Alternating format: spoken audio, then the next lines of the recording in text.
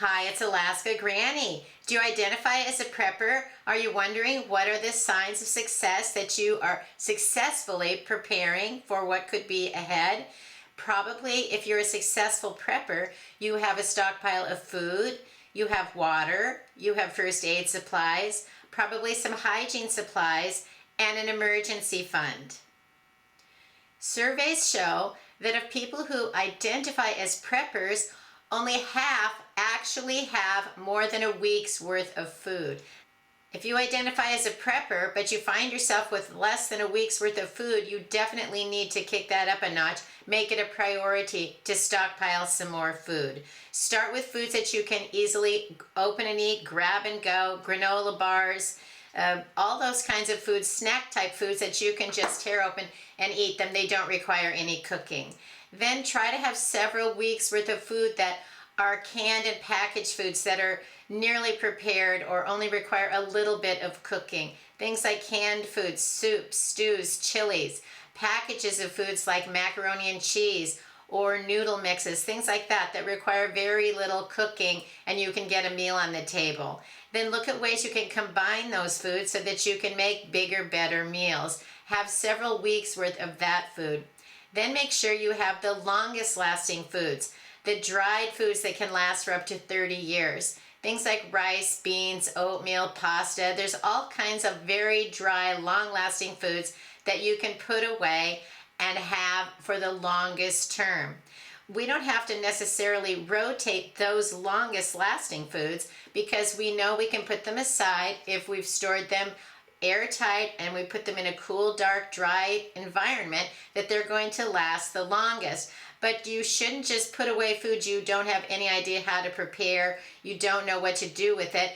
They should be foods that you regularly rotate through your meal plan so that you're familiar with those foods, how to cook them, and then become accustomed to using them. So if something happens that those are the foods you need to eat, you actually are prepared with how to cook them. Then make sure you have an ample supply of water. You need 1 gallon per person per day for as many days as possible. And then please make sure that you have a way to filter more water if your clean water runs out.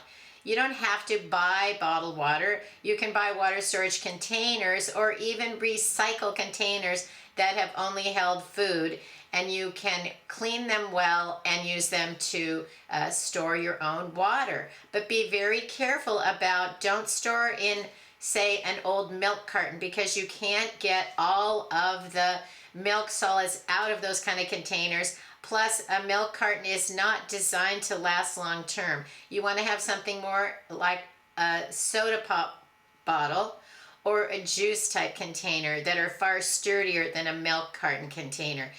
Trust me on that one, the milk cartons will not last. They're not designed to. And so you could be playing with fire if you put those aside and one day you find that they've split and leaked and possibly even damaged some of your stored food. In America, 78% of people are living paycheck to paycheck, and people just don't have an ample supply of cash on hand, a savings account. They don't even have a few weeks worth of what their living expenses are saved up. Make that a priority to get more cash on hand, save more money, put money aside, and then put it aside in a separate savings account. It's not always a good idea to leave it in your checking account, because sometimes that money is there and you think, oh, I could spend it and I'll replace it later, and then people tend to not do that. So if you're in debt, get out of debt, and please save up more money. Cash is king in so many different kind of emergencies. Think about it at the first of the month. If you didn't get your paycheck, how are you going to pay your bills? If you have cash on hand in an emergency fund, you don't need to worry about paying the rent, paying for gas for your car, your utilities, food for your family. You can still take care of that. It would be difficult to have to dip into your emergency fund, but you're able to have that money as a buffer, and then you can figure out what to do next if your cash flow has become a crisis. The better you prepare financially, the better your future is going to be. And something that I read said that only 8% of Americans actually are secure with the amount of money that they have set aside and stored and saved for the future. So if you're not feeling confident that you have enough money going forward, then you need to figure out how to make that a priority. What can you cut back on?